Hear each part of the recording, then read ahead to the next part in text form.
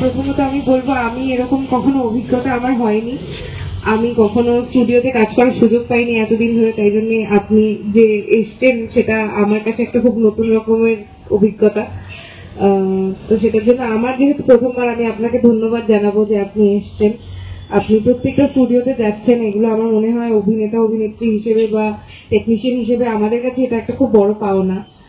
আর এটুকুই বলবো যে একদমই যেটা স্যার বললেন, তুমি বললে, অনুষ্কা বললো, আমি একদমই সেটার সাথে আমি ভীষণভাবে এগ্রি করি। আর সব থেকে বড় কথা, আমাদের লেখা পড়া বেড়ে ওঠা সবটাই বাংলায়, কিন্তু আমি মানে আমার কর্মক্ষেত্রেও এই বাংলায়, আমি কাজ করা শুরু করেছি বাংলায়, আমি রোজগার করা শুরু করেছি বাংলায়। তো আমাদের সবার কাছে এটা একটা খুব সেন্টিমেন্টাল একটা ইস্যু। আর কি বলবো, সবাই বলেই দিয়েছেন সব কথা। আমি শুধু এটুকু বলবো, আমি খুব খুশি আপনাকে এখানে দেখতে আজকে স্যার। Thank you.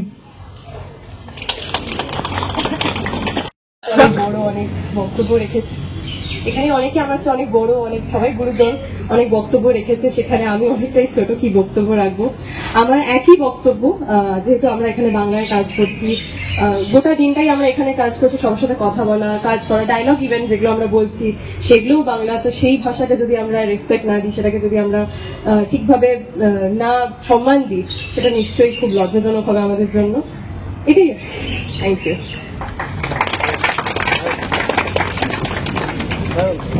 আমি একটা খুব ছোট্ট একটা, আমরা ফেডারেশন থেকে নিজেদের আলোচনা করেছিলাম সবাইকে নিয়ে।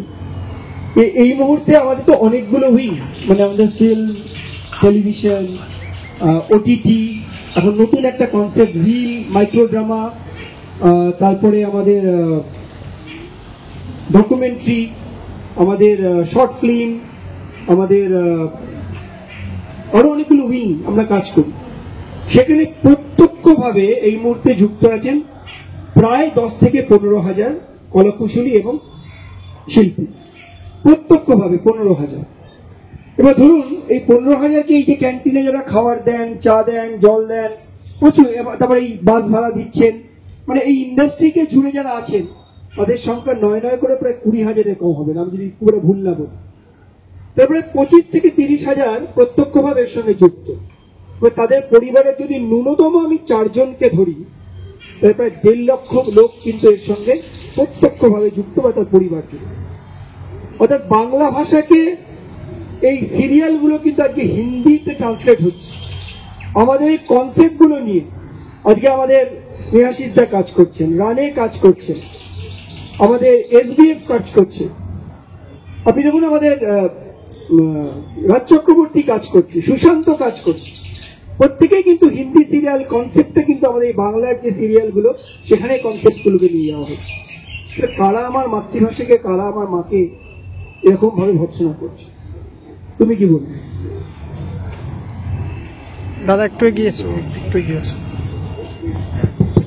আমি শুধু এইটুকুই বলবো যে বাংলা তো শুধু আমাদের ভাষা না, আমরা কি খাই, কি করি, কিভাবে একে অপরকে দেখা করি, সম্মান করি, পুরোটাই সে শব্দ বাংলা থেকেই উদযাপন হয়। মানে আমরা তো রক্তে মাংসে বাঙালি। আর মিস্টার বিশ্বাস যেমন বললেন যে আমাদের সেটাকে রক্ষা করতে হবে। আর ভাষা তো শুধু ওয়ে অফ কমিউনিকেশন, দুজন মানুষ একে অপরের সাথে কথা বলে। আমাদের রুটস গুলোকে যদি আমরা ধরে ধরি, যেখান থেকে আমাদের শুরু, যেভাবে মানে আজকে রোববারের বাজারে পাঠার মাংস না হলে বাঙালিদের চলে না, এটাই বাঙালি। ধুতি পাঞ্জাবি না পড়লে বাঙালি হওয়া যায় না। তো আমরা যদি প্রত্যেকটা ছোট ছোট রুটস গুলোকে ধরি, আমার মনে হয় যে আমরা আমাদের ঐতিহ্য, আমাদের ভাষা সবটাই রক্ষা করতে পারবো। I think that will be all. Thank you so much.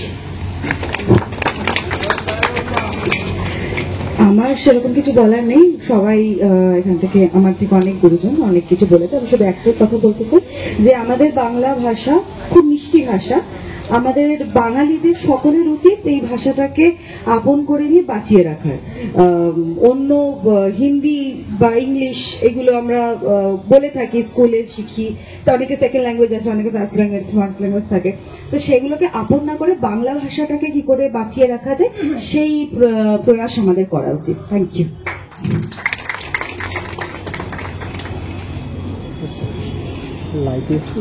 সার্থক জনম আমার জন্মেছি এই দেশে, সার্থক জনম মাগো তোমায় ভালোবেসে। আমি গর্বিত আমি একজন বাঙালি, আর আমি চাইবো যে আমাদের জেনারেশন এবং আমাদের উত্তরসূরি আরো বেশি বাংলা বই পড়ুক, বঙ্কিমচন্দ্র, বিভূতিভূষণ আরো পড়ুক এবং এগিয়ে চলুক আমাদের ভাষাটাকে নিয়ে। ধন্যবাদ।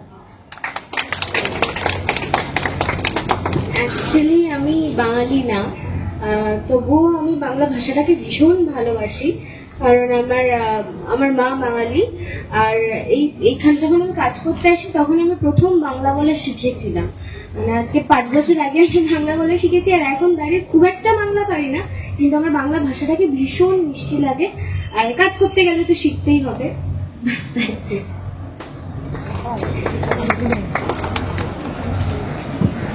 প্রথমেই ফেডারেশনের সবাইকে ধন্যবাদ যে এরকম ভাবে আপনি একটু আগে বললেন যে আমরা সবাই একটা পরিবার।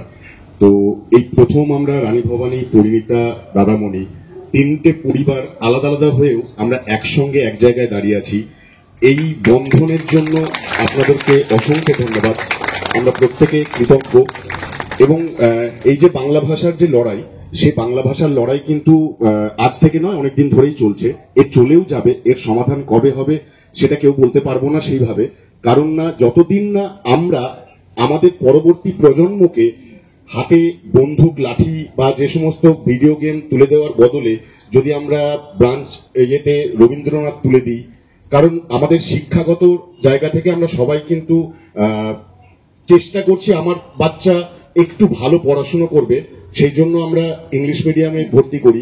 তো আমরা কিভাবে ভাববো যে সেই বাচ্চাটা পরে গিয়ে বাংলা বলবে?